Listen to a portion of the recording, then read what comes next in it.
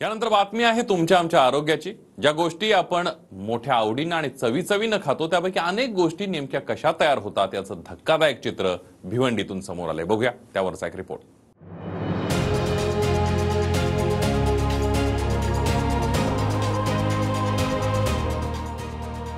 डब्यांमधून जप्त केलेलं ही तूप आहे असं तुमचा समज असेल तर जरा थांबा। हे तूप नाही तर हे विष आहे, ज्याची चव वास सेम टू सेम तुपासारखा भासतो, मात्र प्रत्यक्षात म्हशी रेड्यांच्या चरबी वितळवून बनवलेलं हे भेसळयुक्त तूप आहे। भिवंडी खाडीलगतच्या एका इमारतीत हा कारखाना सुरू होता। रोज इथून असंख्य डबे विक्रीला जात होते, जे भिवंडीतल्या अनेक मोठ्या खानावळी हॉटेल्समध्ये पोहोचवले जायचे। महापालिकेने छापा मारून हा कारखाना उद्ध्वस्त केला। तूप शुद्ध आहे की भेसळयुक्त याची तपासणी तुम्ही घरच्या घरी करू शकता। थोडं तूप हातावर घ्या, काही काळानं ते लगेच विरघळलं तर ते शुद्ध आहे असं समजा। चमचाभर तूप गरम करा, लगेच वितळून तपकिरी रंग आला तर ते शुद्ध आहे। भेसळयुक्त तूप लगेच वितळत नाही आणि वितळल्यानंतर ते पिवळसर होतं। पाण्याच्या ग्लासात एक चमचा तूप टाकल्यास जर ते तरंगत असेल तर ते शुद्ध असल्याचं मानलं जातं। भेसळयुक्त तूप नेहमी तळाशी जातं। पुन्हा सकाळी झालेल्या कारवाईनंतर सायंकाळी या ठिकाणी महापालिकेचं जे पथक आहे ते या ठिकाणी ज्या काही झोपड्या बनवलेल्या आहेत त्या तोडण्याची कारवाई करण्यासाठी आता पालिका प्रशासन या ठिकाणी आले। त्यासोबतच येथील या संपूर्ण जो काही व्यवसाय आहे याची गंभीर दखल पोलीस प्रशासनाने सुद्धा घेतलेली असून पोलीस प्रशासनाने सुद्धा या ठिकाणी पाहणी करून ज्यांच्या विरोधात तक्रार दाखल झाली अशा विरोधात कारवाई करण्यास सुरुवात केलेली आहे। सदर ठिकाणी मी धाव घेतलं आणि पाहणी केली असता या ठिकाणी बरेच काही समजा असं म्हशीच्या चरबीने चरबी काढून त्यामध्ये तापवून घी बनवायचं हे चालू होतं आणि डबे काही भरण्याचं काम चालू होतं। त्या अनुषंगाने सदर पाहणी केल्यानंतर सर्व आम्ही जप्त करण्यात आलेले आहे आणि काही याच्यावर आम्ही पोलीस दाखलसाठी पण आम्ही नाव वगैरे घेण्यात आलेलं आहे आणि त्याच्यावर सर्व त्यांना उलट केल्यानंतर त्यांची जे साहित्य वगैरे आम्ही जप्त करण्यात आलेलं आहे।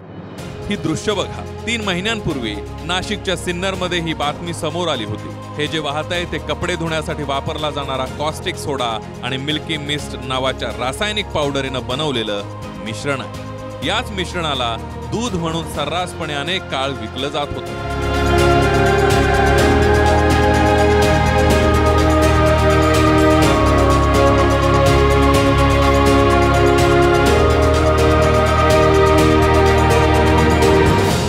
छाप्यामध्ये 300 गोण्या मिल्क पावडर, 7 गोण्या कॉस्टिक सोडा आढळून आला, ज्याच्यावर रोज किती भेसळयुक्त दूध बनवलं जात होतं याचा अंदाज आपल्याला येऊ शकेल।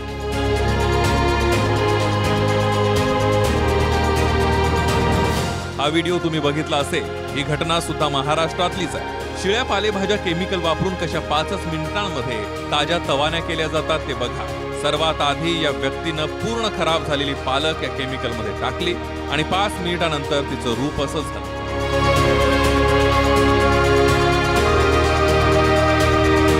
कोथिंबिरीची जुडी केमिकलमध्ये मिसळली आणि नंतर ती सुद्धा ताजी तवानी झाली।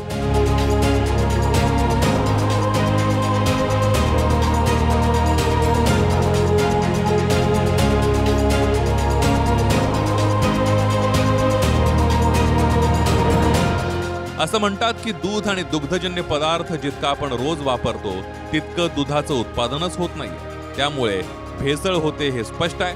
आणि दुसरी गोष्ट म्हणजे छोट्या मोठ्या विक्रेत्यांना भेसळखोरांचे सारे अड्डेही माहीत असतात, तरी देखील त्या तुलनेत होणाऱ्या कारवायांची संख्या फारच तुरळक देखील आहे। संजय भोईर, TV9 मराठी, भिवंडी।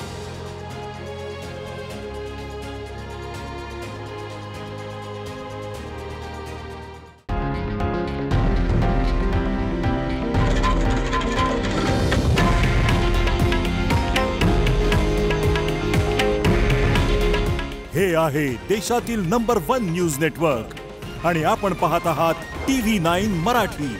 काळजी तुमची, हित महाराष्ट्राचं।